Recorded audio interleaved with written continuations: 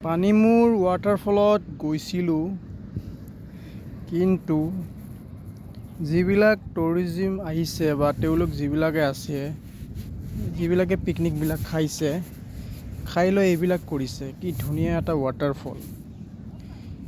এইবোৰ খাই প্ৰকৃতিটো কিয় বাৰু লেতেৰা কৰিছে? কিয় বাৰু এইবোৰ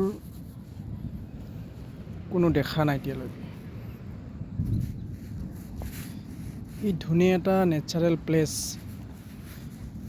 কিয় এইবোৰ পৰ্যটক থলীবোৰ কিয় বাৰু এনেকুৱা কৰিছে তেওঁলোকে?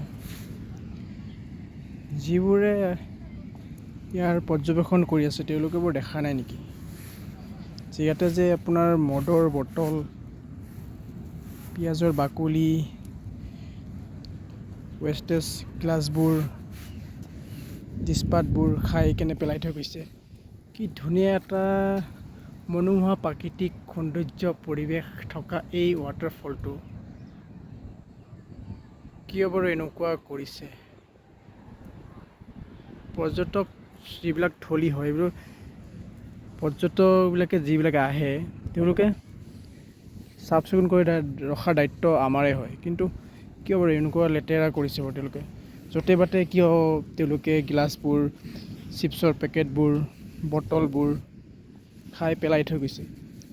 দায়িত্বটো আমাৰে হয়, কাৰণ আহিছোঁ আমি, গতিকে চাফা কৰিব লাগে, ডাষ্টবিনত ভৰাই লৈ যাব লাগে। কিন্তু ইয়াতে কুঁহিয়াৰৰ বাকলি, বিভিন্ন ধৰণৰ বস্তুবোৰ ইয়াতে খাইছে, ইয়াতে খাই বৈ আপোনাৰ এৰি থৈ গৈছে। কিয় এনেকুৱা কৰিছে?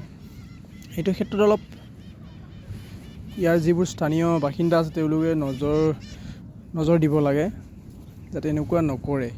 নহ'লে এই পৰ্যটকথলীবোৰ একেবাৰে লেতেৰা হৈ পৰিব। ইয়াতে চাওকচোন, এইবোৰ মদৰ বটল যি টি কৰি থৈ গৈছে। এইবোৰ ধুনীয়া এটা পৰিৱেশ, প্ৰাকৃতিক পৰিৱেশ, মনোমোহা ঠাই। ইয়াতে যদি তেওঁলোকে এনেদৰে কৰে, তেতিয়াহ'লে প্লেচবোৰটো বহুত লেতেৰা হৈ যাব। গতিকে মই এইখিনি এটা চাব আহিছিলোঁ, চোৱাৰ বাবে এইখিনি মোৰ চকুত পৰিছে, সেইকাৰণে মই অৱগত কৰিলোঁ। ইয়াৰ ইউটিউবৰ জৰিয়তে মানে সকলোৱে চাওক, চাই লৈ অলপ নজৰ দিয়ক, কাৰণ চাফ চিকুণ কৰি ৰখাৰ দায়িত্ব আমাৰে হয়।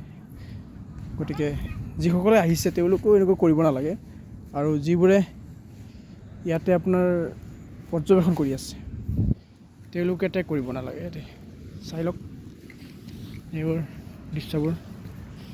ইয়াতে আপোনাৰ কেনেকুৱা ধৰণৰ বিয়াৰৰ বটল, এইবোৰ ধুনীয়া এটা প্ৰাকৃতিক সৌন্দৰ্য থকা ঠাই। এইবোৰ পানীমূৰ ৱাটাৰফল। ইয়াতে বিভিন্ন ধৰণৰ পৰ্যটনবোৰ আহে, টুৰিষ্টবোৰ ঘূৰিব আহে, কিন্তু এনেকুৱা ধৰণৰ কৰিব নালাগে। কিন্তু থেংক ইউ, ধন্যবাদ।